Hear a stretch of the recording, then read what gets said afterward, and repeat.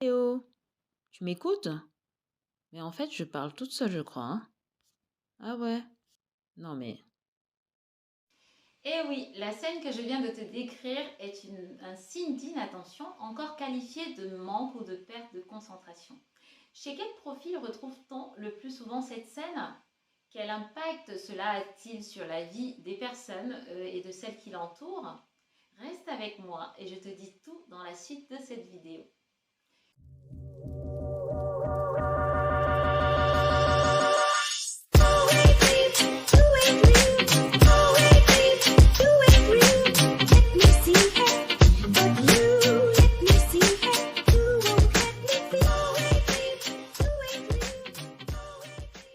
Si tu ne me connais pas encore, je me présente. Je suis Émérancienne Ocon, je suis coach et accompagnatrice des femmes ayant un profil TDA, c'est-à-dire trouble du déficit de l'attention, et ou un profil HP, c'est-à-dire haut potentiel.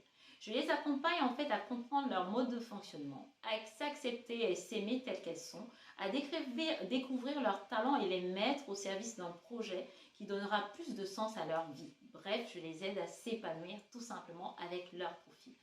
L'inattention est un des principaux symptômes chez une personne adulte avec un TDA. Et donc, il se traduit généralement par deux réactions antagonistes. Première réaction, c'est une perte d'attention ou de concentration.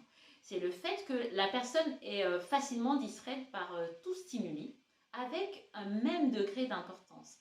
Elle aura de ce fait du mal à donner la priorité à une seule source d'information. Par exemple, un adulte TDA, le bruit d'une règle qui tombe ou une chaise qui grince aura une même importance que le bruit généré par l'interlocuteur qui lui parle. Cette personne aura donc du mal à commencer une tâche qui lui demande beaucoup d'efforts de concentration et à aller jusqu'au bout de cette tâche, car elle sera plusieurs fois interrompue, aura du mal à redémarrer. Cette personne aura aussi du mal à soutenir son attention pendant longtemps, lors par exemple d'un séminaire ou d'une simple réunion. Ses interlocuteurs auront souvent l'impression qu'elle est ailleurs quand on lui parle ou qu'elle n'écoute pas, ce qui aura souvent ne plaira pas à beaucoup de son entourage, pensant que cette dernière s'en fiche complètement de ce qui se passe ou fait exprès. Pourtant, ce n'est pas le cas. C'est une personne qui va se mettre immédiatement à une tâche sans attendre la fin de la consigne. Elle va même couper la parole et répondre à une question avant même qu'on n'ait fini de l'énoncer et sans même avoir été interrogé. La deuxième réaction antagoniste est l'hyperfocalisation. Qu'est-ce que c'est? En fait, c'est une concentration profonde et intense pour l'adulte sur une activité. Et cette personne va se plonger dans cette activité au point d'en oublier tout ce qui se passe autour d'elle. On aura beau l'appeler, elle ne répondra pas, peut-être juste qu'après plusieurs essais.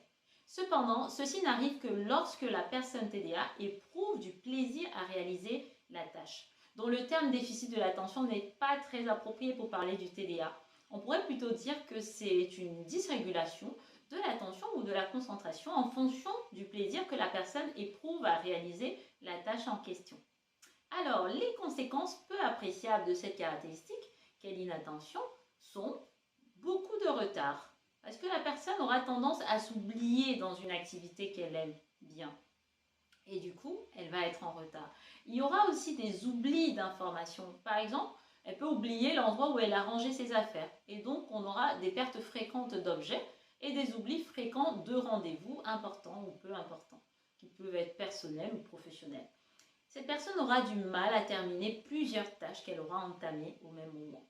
Et aussi, elle a une mauvaise organisation parce je tiens à préciser ici que la notion de priorité chez un adulte TDA n'est pas forcément ce à quoi vous pourrez penser. J'en parlerai dans une prochaine vidéo. Heureusement, cette caractéristique peu appréciable a aussi une face positive. Donc, ce sont des personnes qui, lorsqu'elles prennent plaisir à une activité, à une tâche, elles en deviennent l'expert dans le domaine. Elles ont une grande polyvalence parce qu'elles peuvent aisément passer d'une tâche à une autre. Elles peuvent changer aussi de travail, passer d'un travail à un autre sans transition.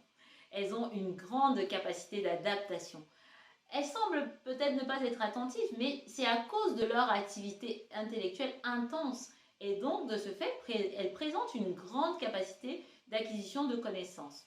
Il y aura beaucoup à dire sur ce sujet, mais je vais m'arrêter là. Dis-moi plutôt en commentaire si tu te reconnais dans ce profil ou quelqu'un de ton entourage.